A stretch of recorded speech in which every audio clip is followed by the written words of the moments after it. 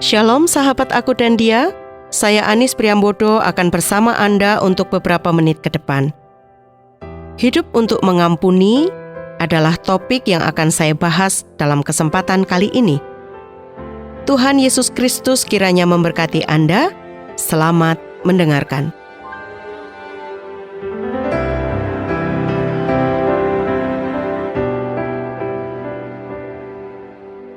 Sahabat aku dan dia, iman Kristen memiliki dua hukum kasih. Yang pertama adalah kasihilah Tuhan Allahmu dengan segenap hatimu dan dengan segenap jiwamu dan dengan segenap akal budimu. Dan hukum yang kedua adalah kasihilah sesamamu manusia seperti dirimu sendiri. Mengapa manusia harus mengasihi?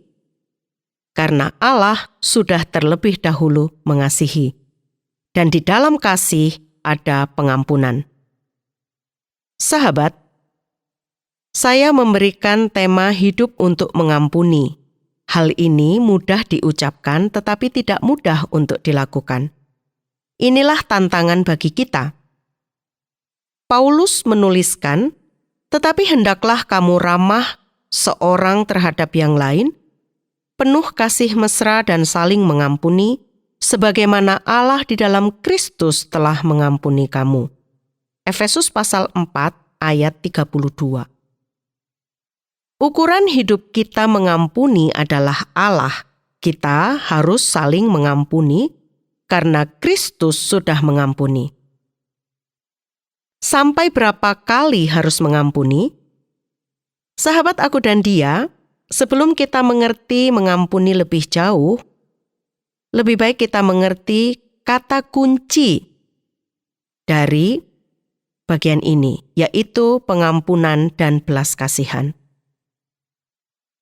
Dalam Injil Matius 18 ayat 21-35, Petrus, salah seorang murid Tuhan Yesus pernah bertanya, "Tuhan, sampai berapa kalikah aku harus mengampuni musuhku?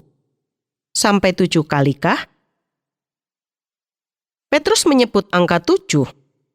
Dalam budaya Yahudi, angka-angka tertentu memiliki makna. 7 adalah angka kesempurnaan. Jawab Yesus bukan cuma 7 kali, tapi 70 kali 7 kali. Yesus memberikan angka yang berbeda yang juga mengandung angka 7, yaitu 70 kali 7 kali.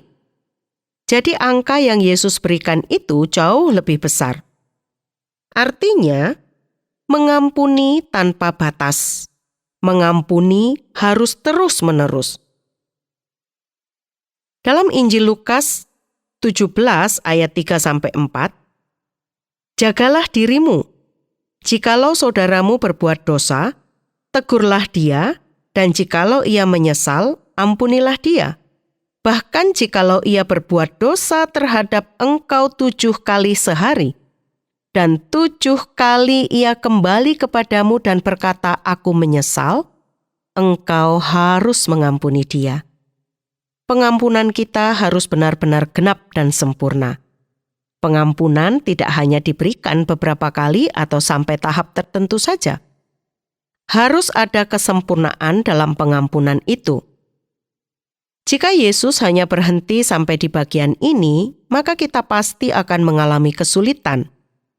Kita tidak bisa membayangkan bagaimana memberikan pengampunan yang sempurna. Kita adalah manusia biasa yang tidak bisa memberikan pengampunan itu. Kekuatan untuk mengampuni tidak berasal dari diri sendiri tetapi dari Tuhan.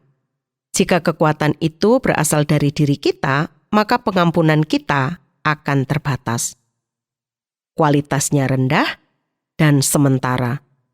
Namun jika kita mengampuni karena kekuatan yang sudah Tuhan berikan sebelumnya, maka kita bisa melakukan hal itu.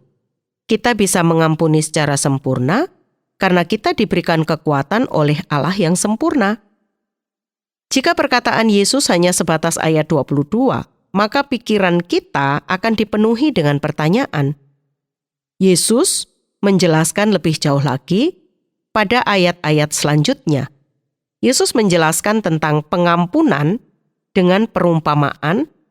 Ada seorang yang berhutang kepada raja 10.000 talenta. 1 talenta sama dengan 6.000 dinar. Jika dikalikan, maka hamba itu mempunyai hutang bisa mencapai 60 juta dinar. Ia memohon kepada raja supaya raja menghapuskan hutangnya, walau itu tidak mungkin karena tak dapat dilunasi. Tapi akhirnya hati raja penuh dengan belas kasihan, sehingga raja membebaskan hutang hamba itu. Setelah dibebaskan, dia bertemu temannya yang berhutang kepadanya 100 dinar. Tapi hamba ini luar biasa jahat karena dia memaksa temannya yang berhutang 100 dinar itu untuk membayar hutangnya dan bahkan menjebloskan ke dalam penjara. Teman-temannya yang mengetahuinya merasa sedih dan menyampaikan hal itu kepada raja. Akhirnya raja memutuskan untuk memasukkan dia, hamba yang jahat itu, ke dalam penjara sampai hutangnya lunas. Hal ini terjadi karena hamba yang telah dibebaskan hutangnya oleh raja harusnya juga mempunyai pengampunan kepada temannya yang berhutang lebih sedikit. Mengapa orang sangat sulit untuk mengampuni? Ada orang yang mengatakan mengampuni gampang, dan ada pula yang mengatakan susah. Mengapa? Ada beberapa alasan orang susah mengampuni. Pertama, karena manusia hidup dalam kedagingan dan masih egois, hanya mementingkan diri sendiri, bukan orang lain. Yang kedua, karena orang tersebut terlalu sering menyakiti hatinya. Yang ketiga, karena begitu besar luka yang ditimbulkan orang tersebut sehingga susah untuk mengampuni. Apa dampak yang ditimbulkan jika tidak bisa mengampuni? Dalam Matius pasal 6 ayat 15 dikatakan, "Jikalau kita tidak mengampuni kesalahan orang, maka Bapa di surga juga tidak akan mengampuni kesalahan kita." Sungguh mengerikan bila itu terjadi pada kita. Kita mungkin bertanya, memang mudah mengampuni, sementara orang itu sangat menyakiti hati kita. Tapi kenyataannya bahwa jika kita tidak mau mengampuni kesalahan orang lain, maka kesalahan kita juga tidak akan diampuni. Kemudian, doa-doa kita tidak dijawab oleh Tuhan. Mungkin kita sudah berdoa selama berpuluh-puluh tahun untuk satu pergumulan, tapi tidak dijawab-jawab. Jangan kita berkata, "Tuhan, kenapa jahat? Kenapa Tuhan tidak adil?" Tapi ketika doa kita tidak dijawab, koreksilah diri. Apakah selama ini ada dendam dalam hati kita kepada orang lain? Jika ada, selesaikan dan kita akan mendapatkan jawaban doa. Berikut, kita akan hidup dalam perasaan gelisah, tidak ada damai karena yang ada hanyalah kemarahan dan kekesalan. Lanjut, kalau kita tidak bisa mengampuni orang, maka dendam yang ada tertanam dalam diri kita dapat menimbulkan penyakit yang pada umumnya bisa menjadi kanker jika tidak diselesaikan. Apa alasan kita harus mengampuni? Alasan yang paling mendasar, karena Allah telah mengampuni kita dan rela mati di salib untuk menebus kita. Allah mati di salib, dipakaikan mahkota duri, dicambuk bukan karena kesalahannya. Bahkan ia ditinggalkan Allah Bapa, akan tetapi dia mau melakukannya karena dia mengasihi kita dan mengampuni kita. Apa akibat jika Yesus tidak mau mati di salib? Tentulah semua orang termasuk saya dan Anda masuk dalam neraka. Sahabat, mengampuni memang susah. Tapi ketika kita belajar untuk mengampuni orang, maka kita akan merasakan indahnya. Saya akan mengemukakan beberapa tips bagaimana kita dapat mengampuni. Pertama, jangan membalas kejahatan dengan kejahatan, tetapi kalahkan kejahatan dengan kebaikan. Bila musuh kita menampar pipi kanan, berilah pipi kiri. Ini adalah metafora yang artinya berbuat baik kepada musuh. Berikut berdoa bagi mereka yang membenci kita dan memusuhi kita. Jangan hidup dalam dendam, tapi hiduplah dalam perdamaian dengan semua orang. Kita boleh marah, dan bahkan Yesus juga pernah marah waktu rumahnya dipakai untuk penjualan kambing domba dan tempat penukaran uang. Tapi tidak dendam. Dalam Roma 12 ayat 16-21 ada dikatakan, pembalasan adalah hakku. Jadi jangan kita mengambil hak Tuhan, tapi biar Tuhan yang membalas kalau kita diperlakukan tidak adil oleh orang yang membenci kita. Yang ketiga, bila musuh kita lapar, beri dia makan. Jika haus, beri dia minum. Dengan demikian, kamu akan menumpukkan bara api di atas kepalanya. Matius 5 ayat 38-48. Ini artinya, kita tidak membalas kepada orang yang sudah berbuat jahat, tapi mengasihi orang itu.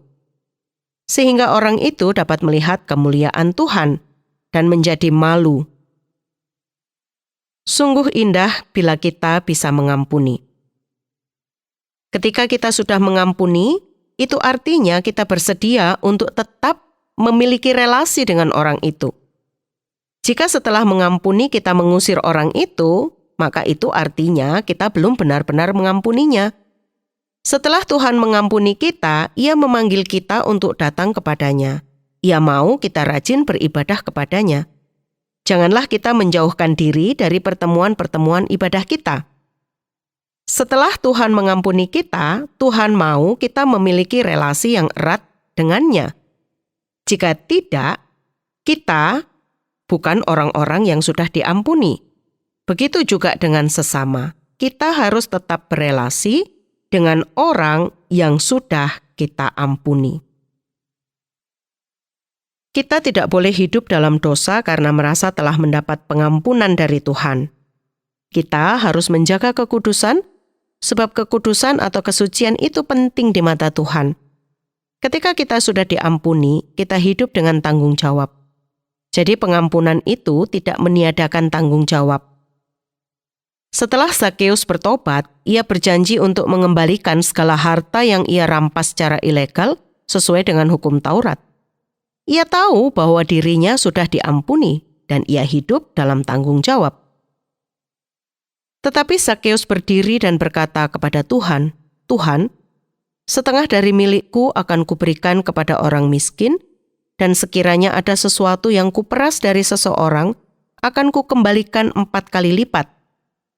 Kata Yesus kepadanya, "Hari ini telah terjadi keselamatan kepada rumah ini, karena orang ini pun anak Abraham. Sebab anak manusia datang untuk mencari dan menyelamatkan yang hilang." Lukas 19 ayat 8-10. Kita yang sudah diberikan anugerah harus hidup dalam tanggung jawab. Maka dari itu, pengampunan dan belas kasihan yang kita terima juga harus kita pertanggungjawabkan. Pengampunan itu harus terpancar dalam hidup kita.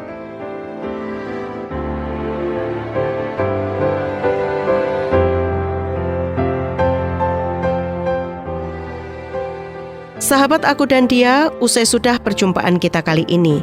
Bila Anda ingin membagikan kisah atau Anda ingin memberi usul maupun pertanyaan, hubungi kami melalui SMS atau WA ke nomor 081 333 777 386 081 333 777 386. Saya Anis mohon pamit, sampai jumpa.